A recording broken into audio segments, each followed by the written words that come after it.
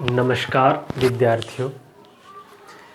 अभी तक आपको जो है आज हम निखिलम सूत्र द्वारा आपको गुना बताएंगे। इसके पहले जो है मैं आपको जो है ऊर्ध्व तिर्यक विधि से गुना बता दिए थे और आप लोग देखें कि किस तरह से ये बिल्कुल जो है एक इजी मेथड है गुना करने का।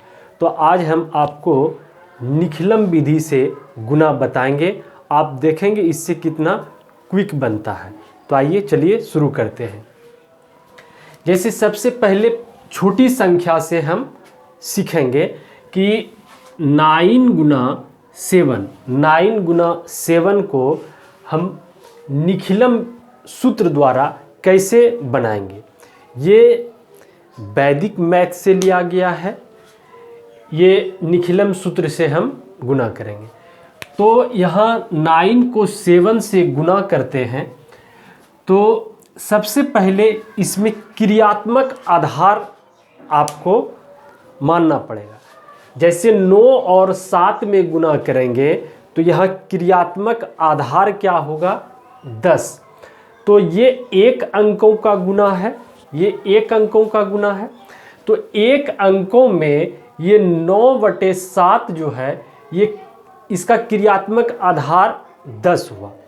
तो ये 10 के निकटतम संख्या है। क्रियात्मक आधार के निकटतम संख्या को 1 अंक का पहले गुना सीखेंगे।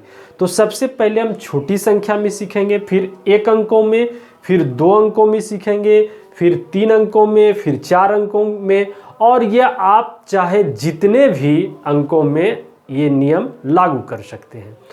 तो निखिलम सूत्र से के द्वारा आप देखेंगे कि गुना बहुत ही फास्ट जो है आप लोगों से बन जाएगा। तो ये 1 अंक का है तो इसमें क्रियात्मक आधार जो है, इसमें क्रियात्मक आधार इसमें 10 हम लेंगे।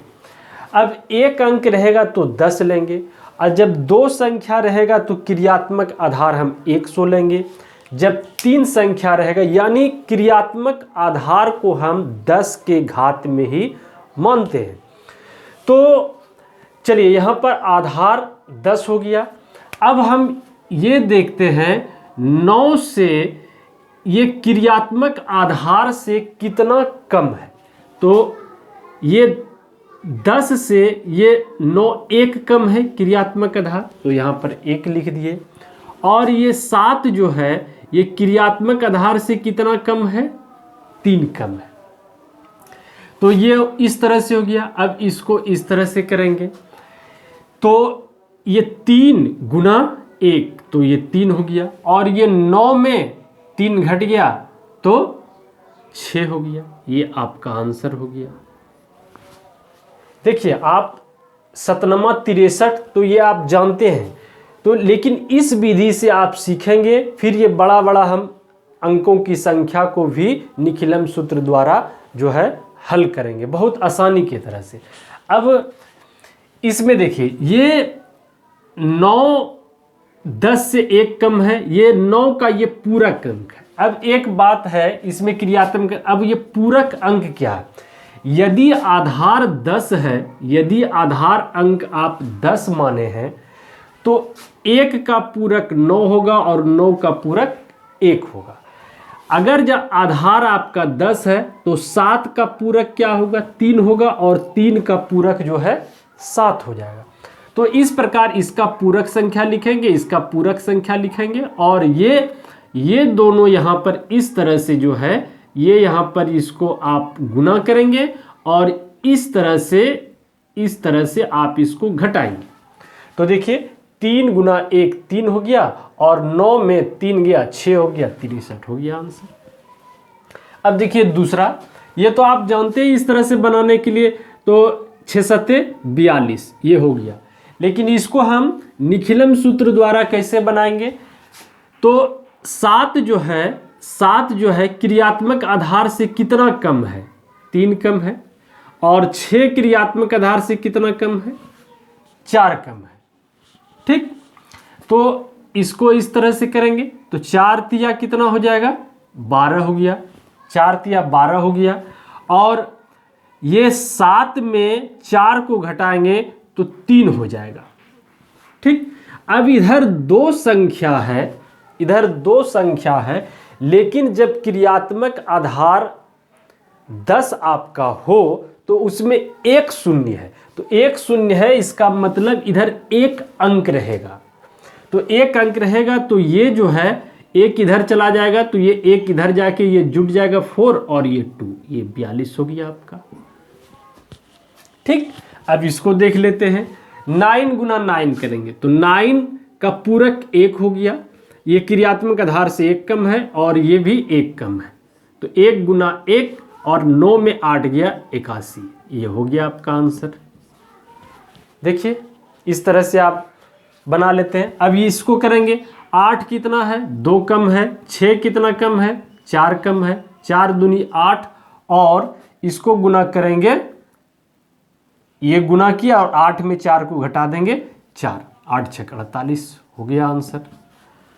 तो ये एक अंकों का आप लोग सीख गए कि जो है निखिलम सूत्र द्वारा कैसे हम बनाएंगे।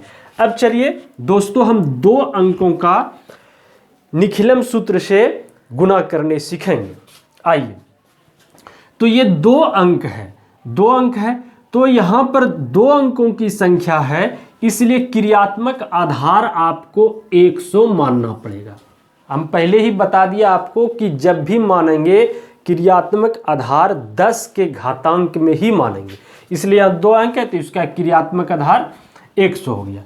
तो अब ये 88 देखेंगे, ये 88 जो है ये क्रियात्मक आधार से कितना कम है, तो ये कम निकालने के लिए हम पूरक संख्या का प्रयोग करते हैं। तो यहाँ 100 से, तो इसका एक नियम है, एक अंतिम को 10 से घटाना है, अंतिम को 10 से घटाना है और बाकी बची संख्या को 9 में घटाना है, तो आपका मान निकल जाएगा। 10 में 8 घटाए तो 2 हो गया और 9 में 8 गया तो 1 आ गया, तो ये 12 हो गया। और 91, ये जो है 10 में 1 गया 9 और 9 में 9 गया 0, ये हो गया। आप देखेंगे इसका पूरक संख्या 88 का पूरक संख्या 12, 8 2 10 और 9 1 10 और इसका पूरक संख्या 9। तो अब क्या करेंगे, इसमें गुना कर देंगे, बरनमा 78 से 108 हो गया और इधर क्या करेंगे, इसको घटा देंगे, 88 में 9 घट गया तो ये 8 घट गया और ये 79 बचा। तो इधर 3 अंक है, इधर 3 अंक नहीं होना चाहिए, ये इसमें 2 0 है, इसलिए इधर 2 अंक ही होगा। तो इसका फाइनल क्या होगा, ये 8 हो जाएगा, इधर 08 और 1 इधर चल जाएगा तो 79 हो जाएगा, ये 80 हो जाएगा। तो ये 8008 आपका आंसर हो जाएगा। देखिए कितना आसानी से बन गया। आप इसको सिंपल मेथड से भी बना सकते हैं। इस सूत्र का प्रयोग, ये छोटा सब तो इस तरह से भी बताएं, लेकिन बड़ी संख्या में अगर जब आप इस मेथड का प्रयोग करेंगे तो बहुत क्विक जो है गुना हो जाता है। जैसे अब इस संख्या को देख लेते हैं, ये इसको बनाते हैं 78 गुना 97, तो ये क्रियात्मक आधार से कितना कम है, कैसे निकालेंगे, 78 अंतिम 10 में 2 और ये 7 में 2 और ये 97 अंतिम 10 में 7 घटाएंगे तो 3 बचेगा और 9 में 9 घटाएंगे तो 0 बचेगा, यानी इसका पूरक अंक ये हो गया, इसका पूरक अंक ये हो गया। अब इसको 22 हो गया, गुना किए इसको और इसको घटा देंगे तो क्या हो जाएगा, ये 7 और ये 5, 7566 हो गया आपका आंसर। गुना हो गया, बिल्कुल। देखिए कितना क्विक हो जाता है। तो ये बन गया। चलिए अब इसको हम एक देख लेते हैं, 99 और 7 में। तो यहाँ भी 2 अंकों का है, तो ये क्रियात्मक आधार कितना होगा, क्रियात्मक आधार इसका 100 होगा और ये 99 100 से कितना कम है, 1 कम है और ये 97 कितना कम है, 0 कम है। या इसको इस तरह से भी निकाल सकते हैं, 10 में 9 गया 1 और 9 में 9 गया 0, 10 में 7 गया 3 और 9 में 9 गया 0 हो गया। अब इसको हम यहाँ पर गुना करेंगे, 3 गुना 1 3, ठीक। और जो है इसको यहाँ घटाएंगे, 99 में 3 घटाएंगे तो 6 और 9।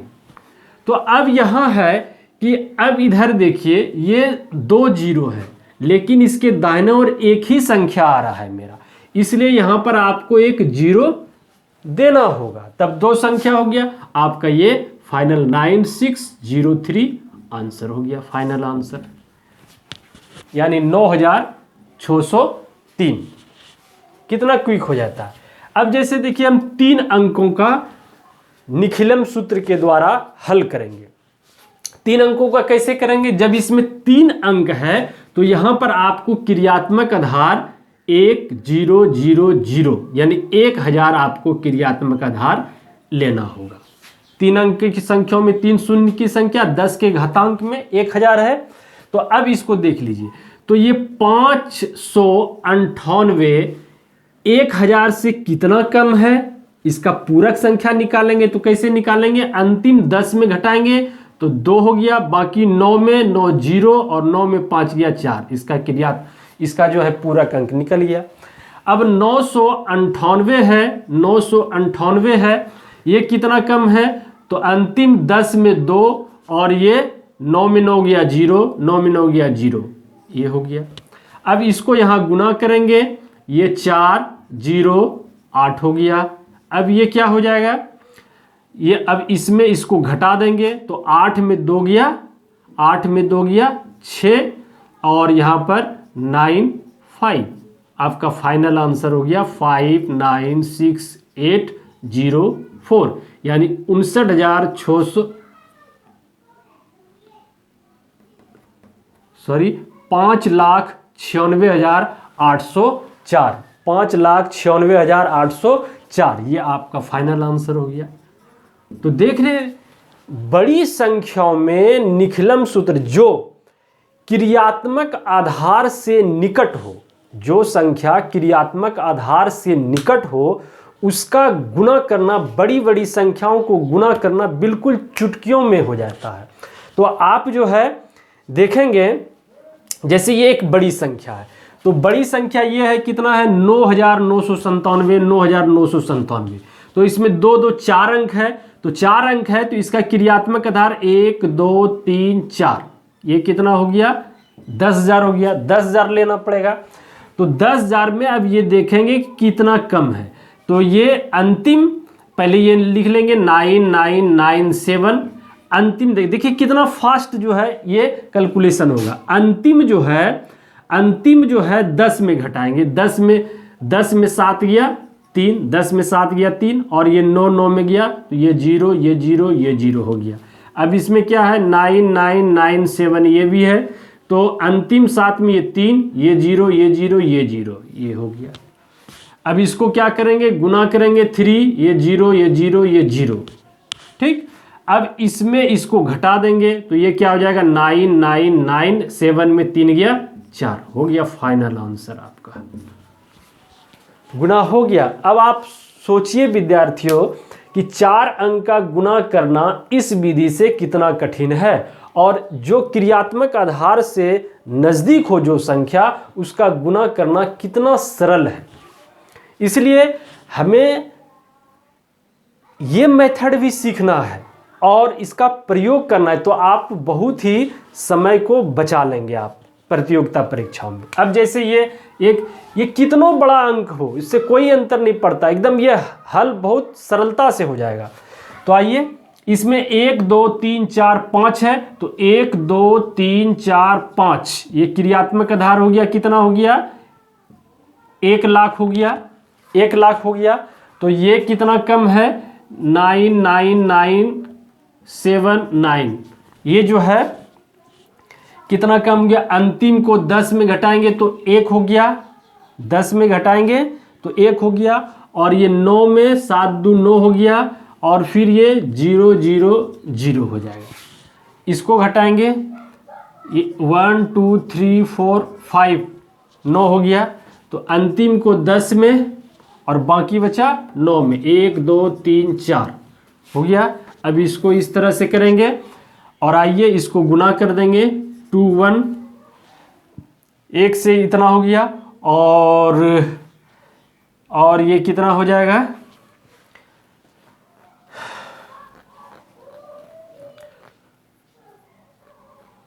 गुना करेंगे और 1 ये 2 हो गया। तो यहाँ पर जो है 1 से गुना करेंगे तो 1 2 0 0 0 ये हो गया। अब इसको घटा देंगे 1 में तो ये क्या आ जाएगा, 9 9 9 7 8। आपका गुना बिल्कुल एकदम सही एक्यूरेट आंसर ये आएगा। देख रहे हैं मित्रों कितना बड़ी संख्या है और कैसे हम चुटकियों में गुना कर पा रहे हैं। तो ये वैदिक सूत्र का कमाल है। ये वैदिक सूत्र जो है, वैदिक गणित से जो निखिलम सूत्र जो लिया गया है उसका ये कमाल है। तो यहाँ तक हो गया। अब जो बाकी बचा है तो आगे हम सीखते हैं, इसका कुछ पार्ट और है जो आगे सीखते हैं।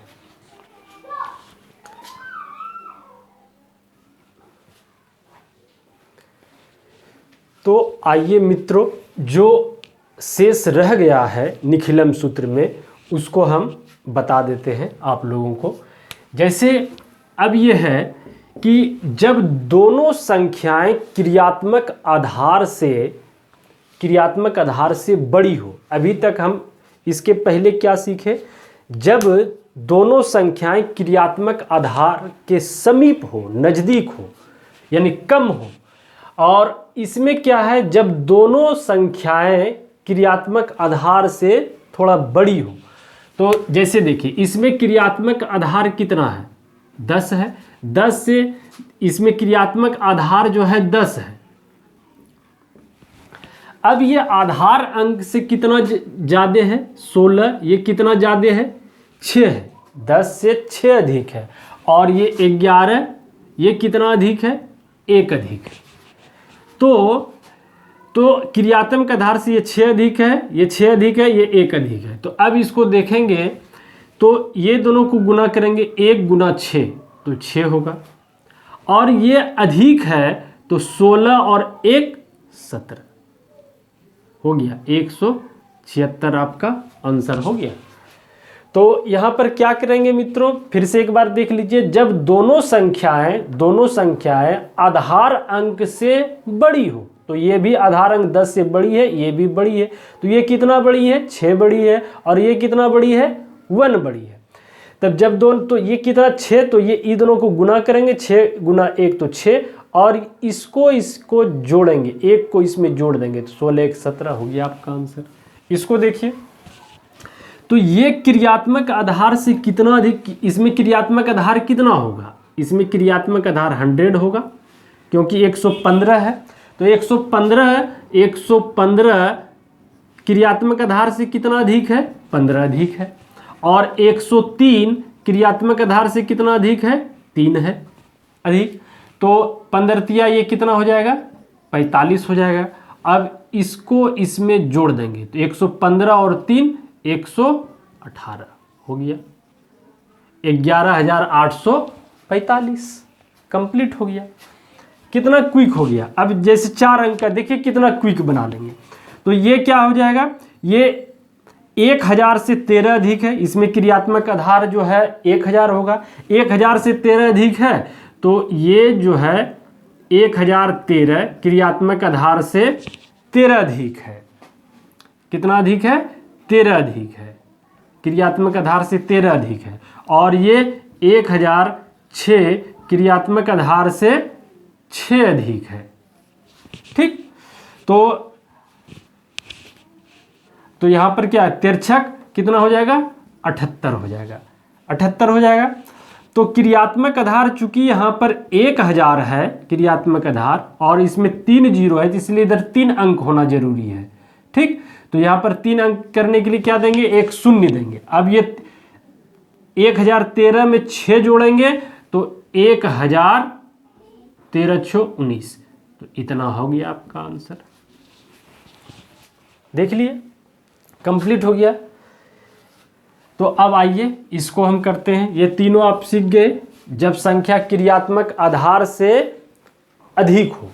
अब आइए हम लोग पढ़ते हैं जब एक संख्या क्रियात्मक आधार से कम तथा दूसरी संख्या क्रियात्मक आधार से अधिक हो। दूसरी संख्या, एक संख्या जो है आधार से कम हो तथा दूसरी संख्या क्रियात्मक आधार से अधिक हो। तो इसको कैसे करेंगे? तो ये 12, देखिए ये 12, ये क्रियात्मक आधार से कितना 10 है, इसमें क्रियात्मक आधार 10 है तो ये 2 अधिक है, और ये क्रियात्मक आधार 8 है तो ये कितना कम है, 2 कम है। ये 2 अधिक है, ये 2 कम है। तो यहाँ आइए गुना करते हैं इसको, ये 2 दूनी 4 हो जाएगा और प्लस करेंगे, और ये कम है इसलिए इसको माइनस करेंगे। इधर घटाएंगे तो ये 12 में 2 चला गया, 10 हो गया। तो देखिए, तो अब चूंकि ये दोनों को गुना कर दे तो माइनस प्लस माइनस हो जाएगा, माइनस प्लस माइनस हो जाएगा। तो यहाँ पर जो है माइनस आ गया, इसलिए ये 10 है, इधर 10 से एक पैंचा लेंगे इधर। चूंकि इसमें क्रियात्मक आधार जो है 10 है, क्रियात्मक आधार 10 है, और ये 10 से ये 12 जो है 2 अधिक है, और ये 8, ये 2 कम है क्रियात्मक आधार से। ठीक, तो इसको गुना करेंगे तो ये जुट जाएगा, ये 2 अधिक है और ये 2 कम है, तो ये 2 कम हो गया, तो ये 4 हो गया, 2 दूनी 4 हो गया, और ये 12 में 2 घट गया तो 10 हो गया। चूंकि यहाँ जो है ये माइनस है, इधर से एक पैंचा लेंगे, तो एक पैंचा लेंगे, आधार 10 है, इसलिए 10 इधर पैंचा जाएगा, तो 10 में 4 गया तो ये कितना हो गया, 6, और इधर कितना बन गया, 9 हो गया आपका आंसर। देखिए, फिर से देखिए मित्रों, फिर से इसको सीखिए। ये इसमें क्रियात्मक आधार कितना है, 100 है, ये कितना अधिक है, यानी 108 जो है ये कितना अधिक है, 8 अधिक है, 8 अधिक है। अब ये 97 जो है, 97 ये क्रियात्मक आधार से कितना कम है, 3 कम है। तो आइए, 8 तिया 24 माइनस 24 हो गया, और ये क्या हो जाएगा, इसको घटा देंगे तो 105 हो जाएगा। ठीक, अब यहाँ से पैंचा लेंगे, माइनस है तो 100 में इधर 100 पैंचा आएगा, 100 में 24 घटा देंगे हम, तो क्या हो जाएगा, 10 में 4 गया 6, और यहाँ जो है 9 में 2 गया 7 हो जाएगा, और इधर 104 बच जाएगा। हो गया आपका इतना 10,476 आंसर हो गया। अब देखिए, आइए, तो 1 अंक का सीख गए, 2 अंक का सीख गए, अब 3 अंक का हम लोग सीखेंगे। तो 3 अंक का कैसे सीखेंगे? ये जो है ये कितना है, ये 1000 है, तो 1000 इसमें आधार अंक 1000 होगा, तो ये 1026 ये क्रियात्मक आधार से कितना अधिक है, 26 अधिक है। ठीक, और ये 997 तो क्रियात्मक आधार से कितना कम है,